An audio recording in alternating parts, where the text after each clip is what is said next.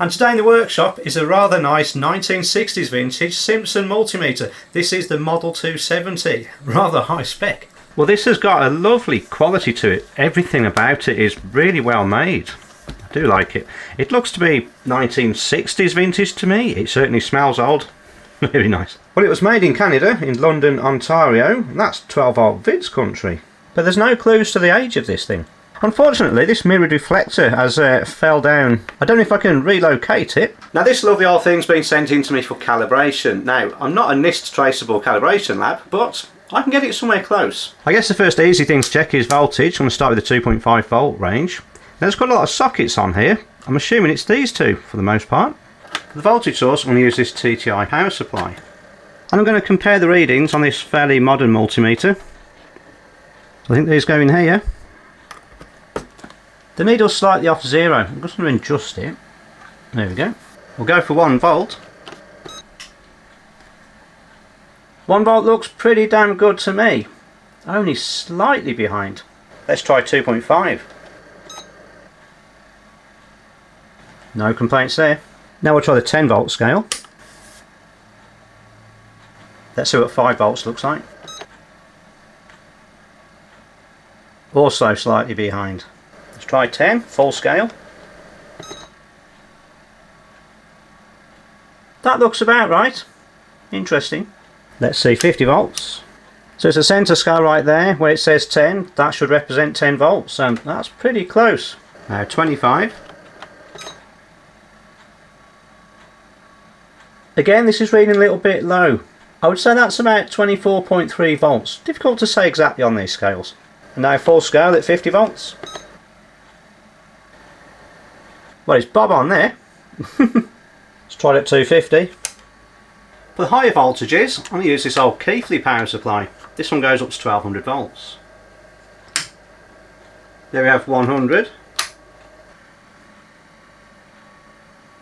That's slightly below, what's that? About 95 volts it's showing. We'll go with 200 next.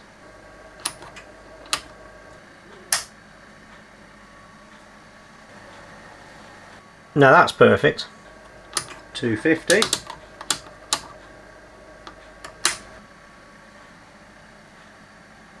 Slightly over, but not far. And then finally 1000. At 250 volts, that's reading a little bit low as well. What's that? 238 or something? We'll go for 500.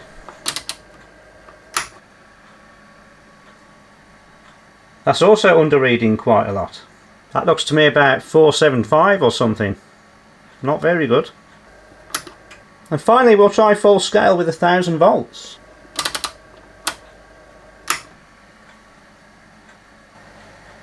It's not quite making it. There's definitely work to do on this meter. We have just spotted it's got a 5000 volt range. Well, I haven't got 5000 volts available, but we'll see what it does. And that is somewhat short again. So a few minor tweaks to make on the DC voltage ranges. We'll see how it reacts with AC. Let's change that mode on here as well. So I think we're back in this socket here. Set this to AC. And we'll go with the 250 volt range. So I connect it to an AC source. Use this safe block. And, oh, it's that safe I can't even get the banana plugs in. Just have to use the old-fashioned test leads like I did before. I just have to connect these crocodile clips onto the banana plugs.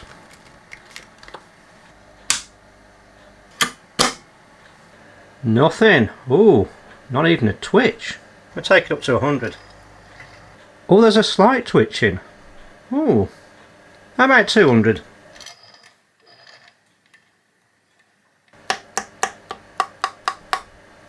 There's something very weird going on there, isn't there? Strange. Just going to knock that off. Try 1000 volt range. Power it back on. Yeah, this doesn't look good at all. It's basically not working in AC. So that can open up. Disconnect these. And put this power supply in high current mode, which is 4 amps. Set the voltage to something like 5. And the current to 1 amp. Now we need to connect both meters in series. So this goes into the current input and it comes out on here. And we'll put that into the 10 amp input there. And presumably I need it on this setting here. It says amps. Also got to set this as well, haven't I? Shift DC current. Right, let's put 1 amp through here. Oh, what's wrong? I've got it set on AC, which doesn't appear to work. There we go, DC. It's slightly overreading by about, oh, maybe 20%. Let's wind it up a bit. Take it up to 2 amps. Still overreading quite a lot. Knock that off. We'll set something like 0.1 amps. That needs to be in the other socket though.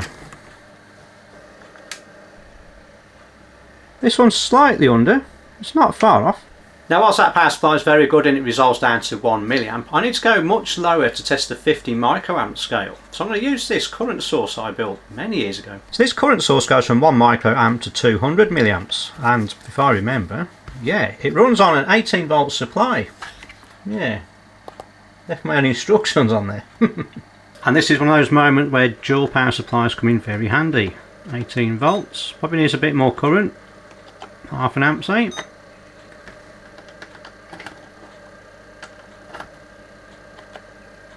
So get some power. Well, the one terminal on there, the source, and this is the sink side of it. So I need to get it into the 100 microamp range. Get it down to, I don't know, 25.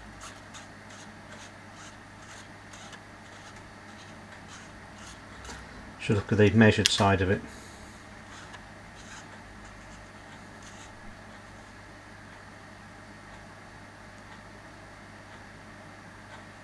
So pull that out of there. And then we want 50 microamps there. And look at that, exactly halfway. Perfect. Let's try it down to 10.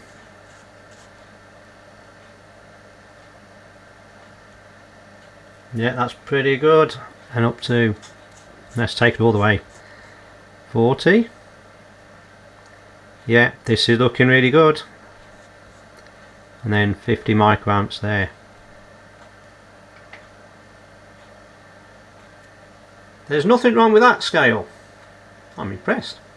To check the resistance measurements, I'm going to put some batteries in it. That means opening it up. Brilliant. Let the leads out. Move that out of the way. Just going to undo these screws. Look, they're only finger tight.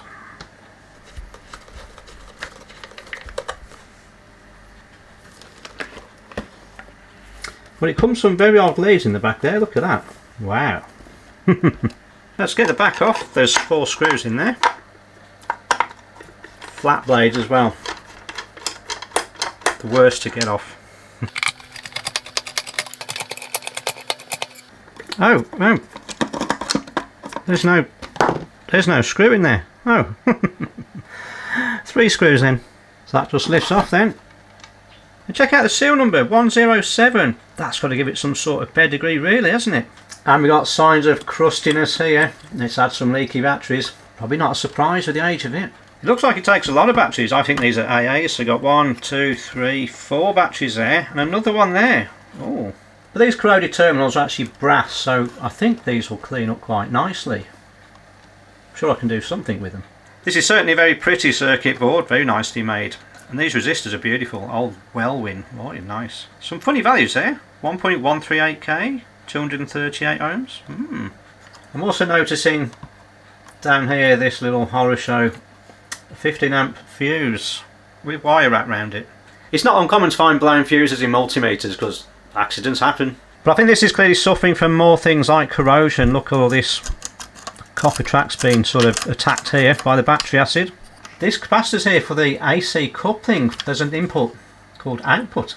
It's for measuring AC that's got a DC offset, like the output of an amplifier for example. Oh, look at that. There's a lot of corrosion there, a lot of damage. This definitely needs addressing. I'm not going to put batteries in it at this stage because the terminals are all corroded, so I'm going to use the power supply. Set this to 6 volts to represent the 4 batteries, and this one will be 1.5 volts. Let's connect the negative terminal to this wire and our 6 volt positive on here, and put our 1.5 volts where this battery goes. Let's turn them on and connect these leads now, which go into this decade resistance box.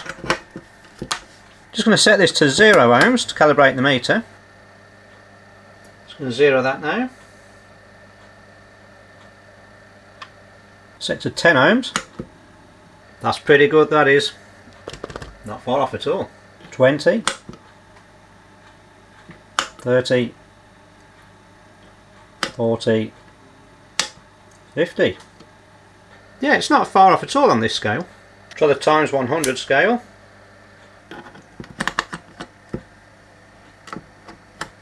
$200 ohms. That looks bob on to me. 500. 1500. This is working very nicely. 5 kilo ohms. Yes, looking good. 15 kilo ohms. Nothing wrong here. Then the top scale, resistance times 10,000. Just set all these back to 0. Well, we'll set 10k. Perfect. 20, 30, 40, 50, 150, 250, then we'll go for 500. Nothing really wrong with the resistance measurements, just need to clean up the battery terminals, but I'll need to deal with what's wrong with the AC voltage measurement. Pull these wires out.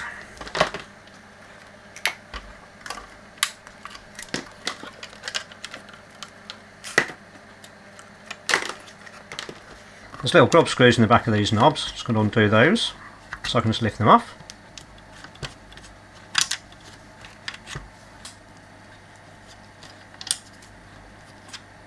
Some of these nuts here, I suspect these are actually to the meter itself.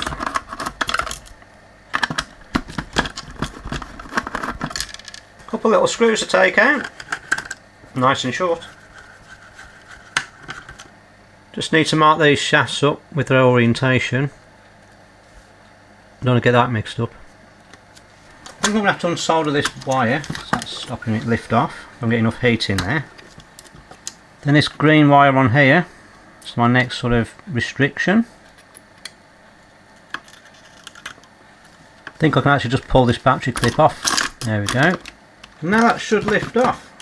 There we go. Here we can see the damage that the leaked battery's done. It's previously been repaired. Look, there's this link wire. It's quite long to go over this little break here. And I'm wondering if there's another one here. You can only know by trying to clean it up. I've just noticed these diodes have been replaced. They've been tacked on from the top, which I don't blame him for doing that. But those are very old diodes. So this thing's been blown up and repaired a long time ago, which gives a few more clues about the age of this multimeter. See if I can get this corroded battery terminal out. Not sure if I can. It's fighting me all the way.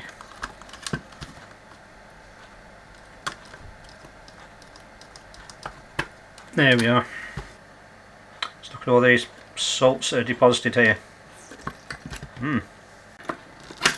That one came out easier. So this terminal here so I can get that out easily. Yes. Let's see if I can get some of this corrosion off by putting these in some oxalic acid. We'll see how it works. Just want to remove the cover off the meter face, which is held in from the back by 4 screws.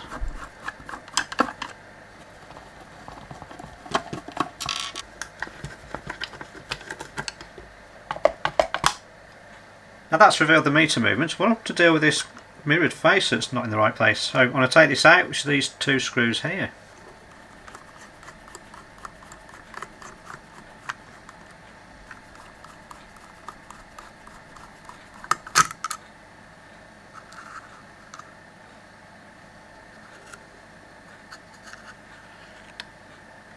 I'm not sure what that smudge is, but I might gently try and clean that off, but we'll see. I don't want to ruin this face. It's pretty old, I reckon.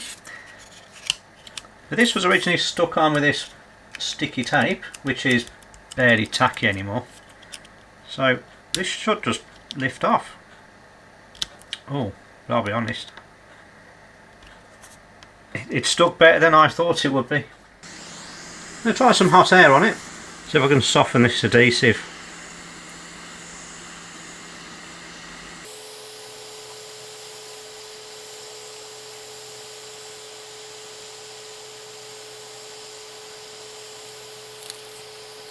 That's left this sticky residue, which is actually very sticky, but I think it needs to come off. I'll see if it wipes off with some isopropyl alcohol. Maybe it will.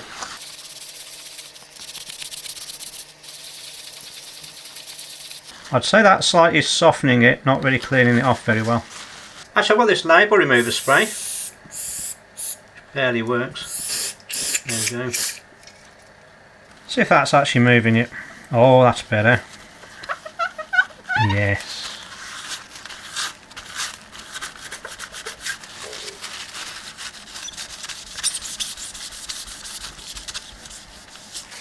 That's cleaned up really nicely. Oh, you can see yourselves in it. I don't think this can stay on. It's all lifted, it's not going to be the right thing. I don't want to damage this either. Be very careful. I think I'm going to see how I get on just peeling this up. Just trying to pick this lot up. It's coming up in little pieces. It's too well stuck down to peel off in one go. Actually, now I've cleaned that up a bit, it's all very sticky. I think I'm just going to plonk it back on.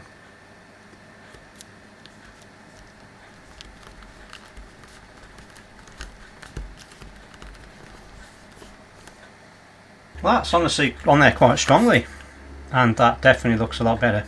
See if I can clean that off. I'm going to start off with a cotton swab with water on it. You never know your luck. And it looks like we are lucky.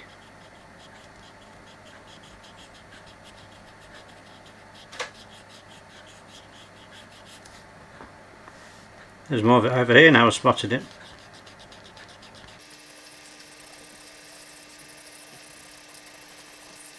There doesn't appear to be anything wrong with this movement, so I'm not going to mess with it. Instead, I'm just going to slide the meter face back underneath.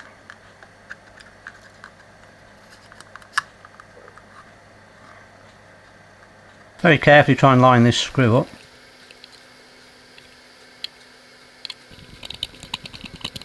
There's quite a lot of muck and grease on the lens, and some of it's on the inside.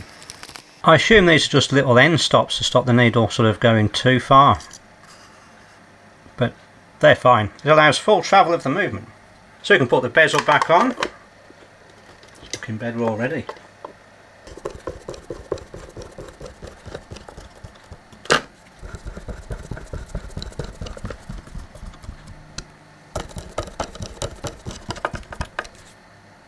This screw and washer's a little bit crusty and manky. I'm going to see if I can clean it up.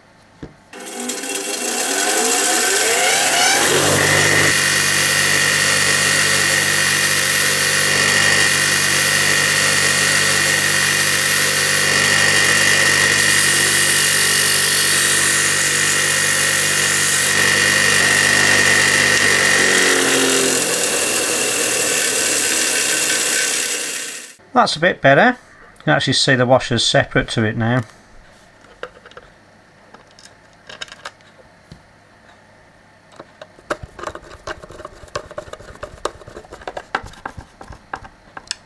See if I can clean some of this up. A lot of it will just scrape off, I reckon.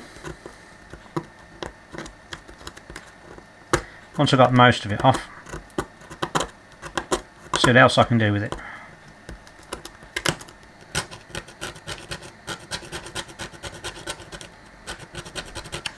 This battery contact's completely gone. I think it's supposed to be the same as this one. So I'm going to see if I can make another one. It's about that thick. Draw a line there.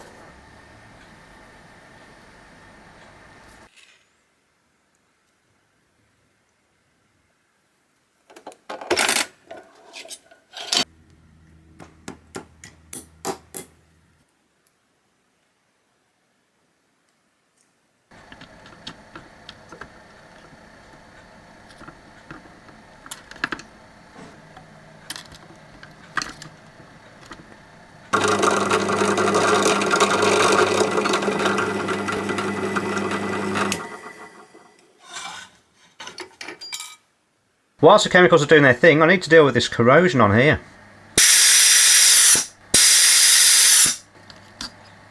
You don't see many pots like these, I have to say, because of the construction. So the wiper's sort of going around the side of this thing.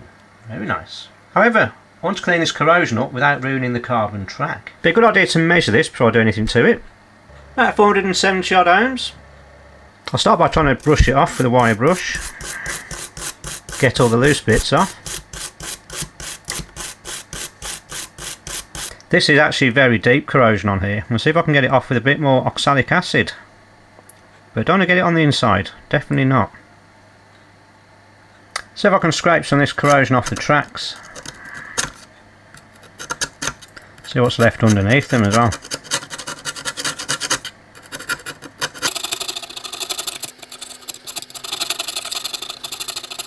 Just using a bit of dilute hydrochloric acid on this one, just to eat this green corrosion away.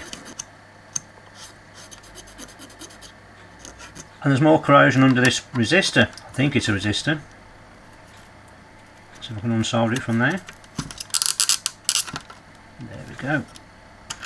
Pull this sleeve off, see what it is. Oh yes, definitely. That's a wire wound resistor, without a doubt. Nothing wrong with it. Put the lid back on. Got some more corrosion here. See what I can scrape off.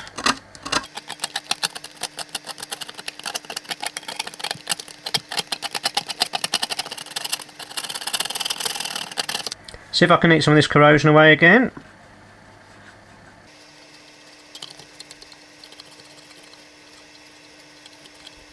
And it's even worse on the back of the board. Loads of corrosion.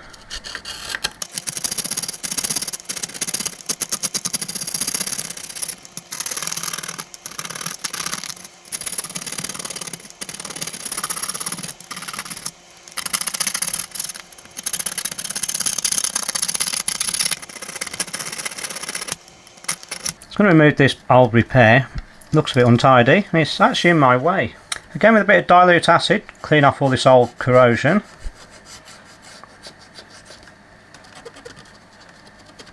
See if I can brighten this whole thing up a bit.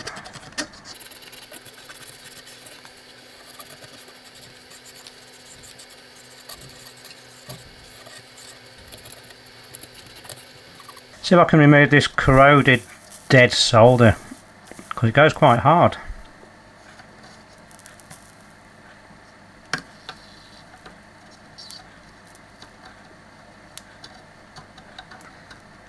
And you can see the old corroded stuff there lifting off.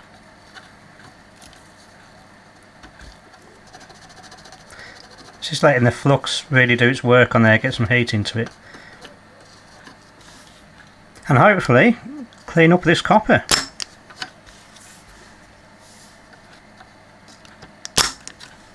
Well, underneath that corrosion turned out to be quite a lot of missing copper, so no wonder it's reading a bit funny. So now time to repair the tracks. I'm going to add a little bit of flux onto it. Try and get the solder to sort of retake. And just tin the whole thing.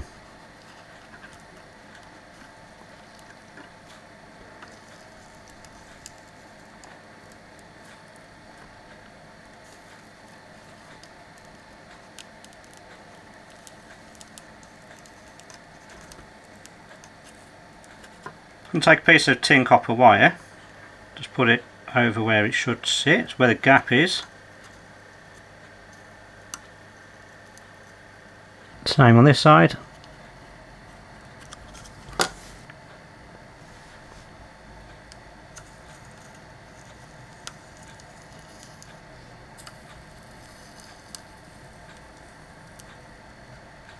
Just snip half an inch of wire off and place it over the gap just as before.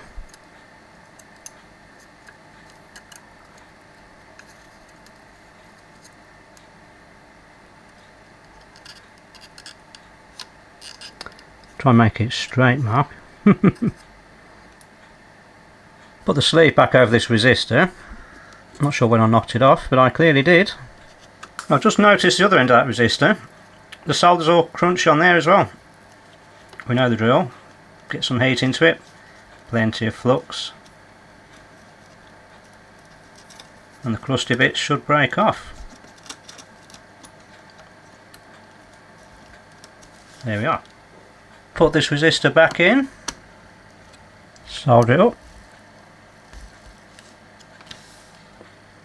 Now to fix these tracks, put the flux on like before.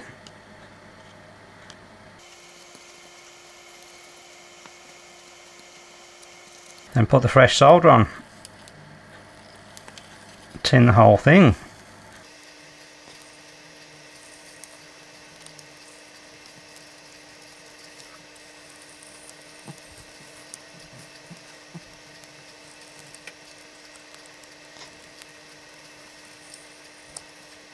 Let's just lay some pre-formed wire on there.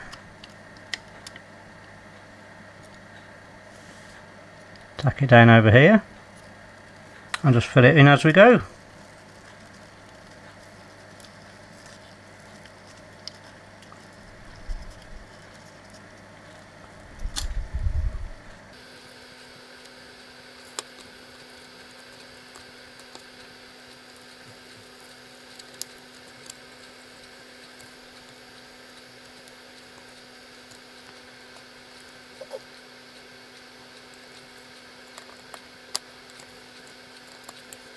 Just wash all this flux off.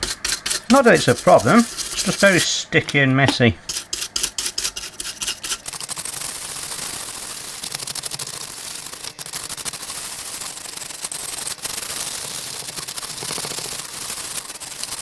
This is the bottom of the range selector switch. Now I don't think there's anything wrong with it in particular, but I'm going to give it a bit of a clean. It's another source of error. Actually, there's another layer underneath. It's a bit harder to get at.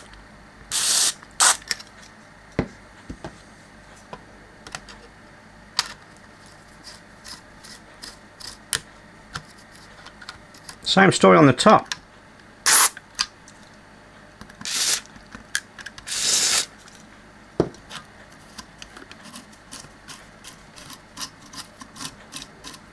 And same goes for the function select switch.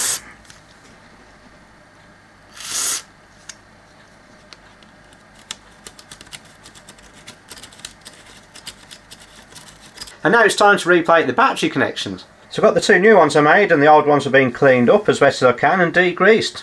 I've got a big lump of nickel there, that's the anode. Put that in the plating solution.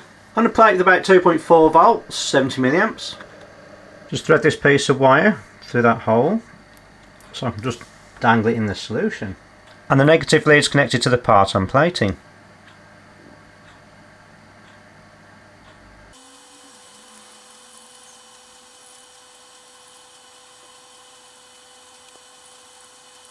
Look at that, beautiful. Just give that a rinse off. Oh. And the next one.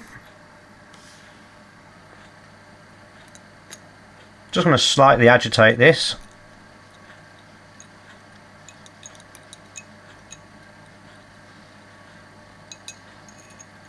But it looks done. Rinse it off as well. Okay. So another one done. Now for the corner terminals. Try not to drop them in. Seeing that current rise again, always a good sign. It's a good idea to limit the current to something sensible. For nickel plating it's about 100 milliamps per square inch. Any higher than that you get a bit of a flaky, grainy deposit. It's not what you want. That's that one done.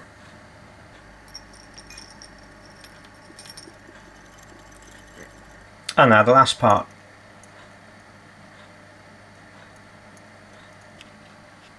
I'm going to put this potentiometer back on.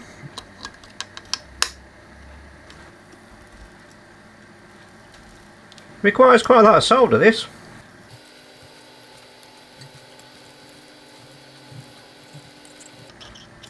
That'll do. I think I'm going to replace this capacitor as well. It's pretty old and it's probably paper and wax. Feels sticky anyway.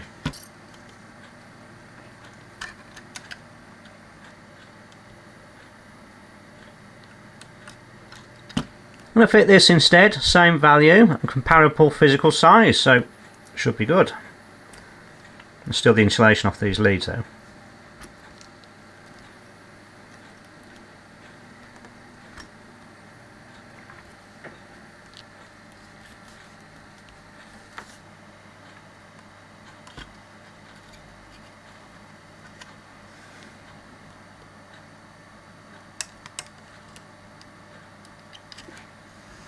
Probably a good time to change this dodgy fuse. Just put a nice new 1 amp fuse in, like it's supposed to have. Now this should line up. Yes it does. Pop a screw in. And this other one. I'm going to put the meter connections on. It's got these 2 washers on there. Then these nuts.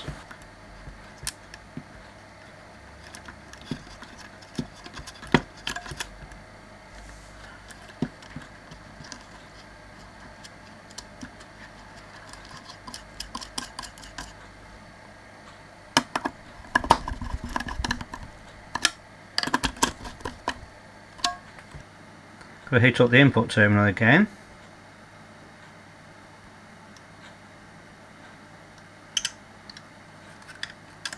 There we go, that's the lead in. Put the positive battery terminal back in. This one was okay, I think. Just push it down. There we go. Then our replated corner piece there. Nice. Same on this side. Okay. Just going to unsolder this one, because this one's completely shot. Might apply a bit more solder, get the heat to transfer.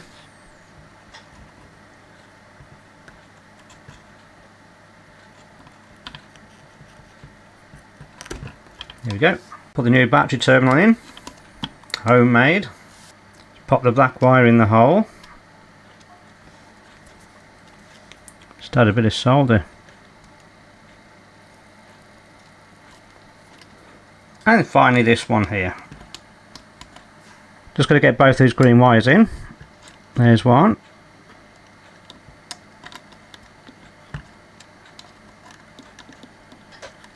There we go.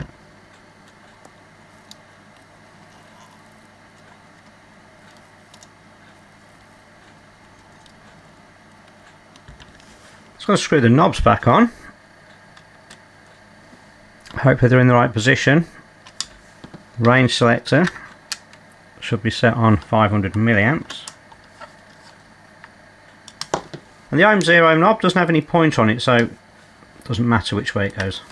Now it should be ready for calibration. I found this schematic on a website called Simpson260.com. Very useful, but it doesn't have a great deal about the Simpson 270. But to be honest, I think it's exactly the same, just higher spec components. And it does give a hint about calibration here. It tells you to calibrate this resistor and the meter itself to be 5 kilo ohms across the pair. You always have to be careful about little notes on schematics like this. It tells you to make sure the switches are shown in the minus 1000 volt DC position. So minus DC, 1000 volts. So we'll go from a meter positive terminal. And the other side of this potentiometer R27 is just in there. And we measure in 5.2 kilo ohms. It's quite a bit over.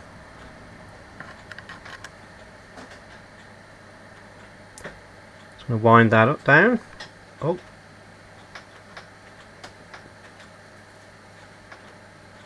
There we go. So our biggest problem was the AC scale, set on 250 volts.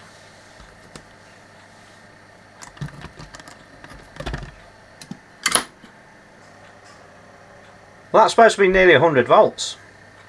Nowhere near. The fact that that needle's slightly wandering around, and I remember it was properly twitching before I stripped it down, I think we got some component breakdown, and there's not many components in here. We said the AC measurement is on position C for this function switch here. Now from here it goes to the bottom of these resistor networks here. Interestingly, there's 2 places to adjust this, R28 and R31. Not quite sure what the difference is, must be subtle. But we have the 2 diodes here, D1 and D2. And I do recall they've already been replaced and they look really old. These will be germanium diodes, and they're so cheap to replace now, I'm just going to change them. I assume the red end refers to the anode.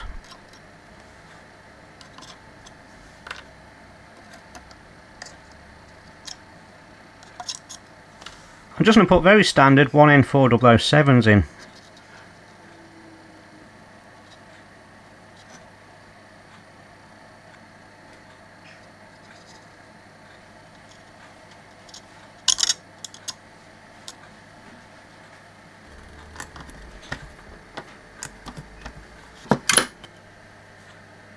Look at that result.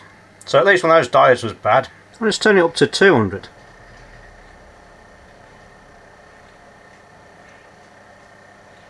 Okay, so this scale's overreading slightly. I'll twiddle those pots.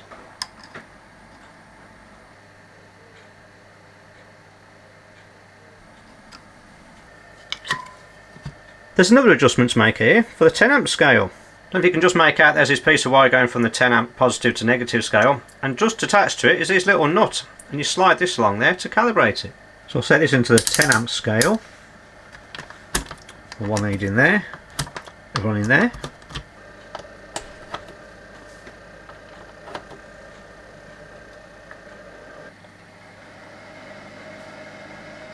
It is reading a little bit under.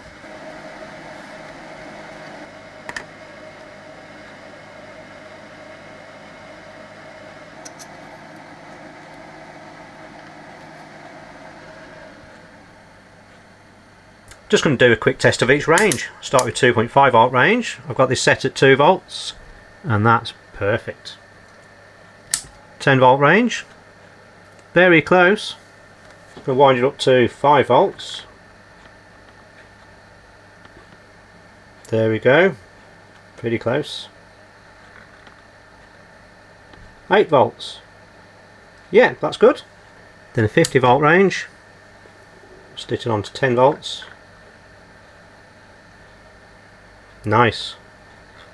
20 volts, let me get there. Yep.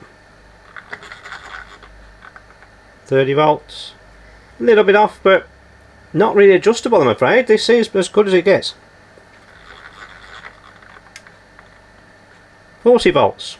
To be fair, I think this is fit for purpose, really. Check the current range. 500 milliamps. That's full scale. 250 milliamps. Not bad. Now 50 milliamps. Pretty good, that. Try that on the 100 milliamp scale. Pretty close to the middle, pretty good. 5 milliamps.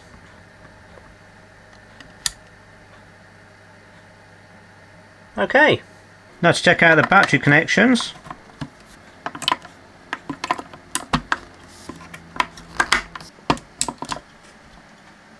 Big battery requires the lid on to secure it, I think. There we go. Oh, wrong way round. Now connect the resistor box back in. 1 ohm scale. Adjust the 0. 10 ohms, 20, 30, 40, 50. Looking good. 1k, 2k, 3k, 4k. Lovely. Finally, 10,000. 10k, 20k, 30k, 40k, 50k, 150, 250, 500. Looks pretty good to me.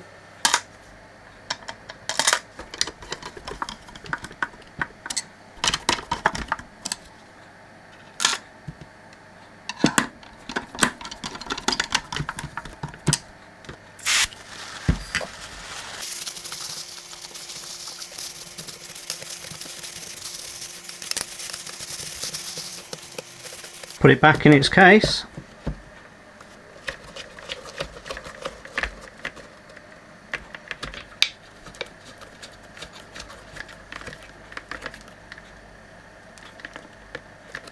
Let's not forget to pack the vintage 1960s crop clips in. Wow, you don't see those every day. Plus the old vintage meter leads. Look at those probes.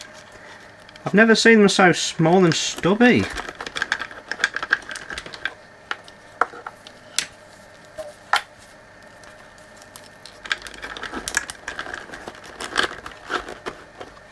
So there we are. There's a nice working example of a Simpson 270 meter. Not exactly sure the age, but definitely 60s. Just look at that. I don't often get old multimeters in for repair, and I quite enjoyed fixing this one. And if you're interested in learning more about fixing vintage electronics, check out the Mend It Like Mark community. The links are in the description below. Catch you next time.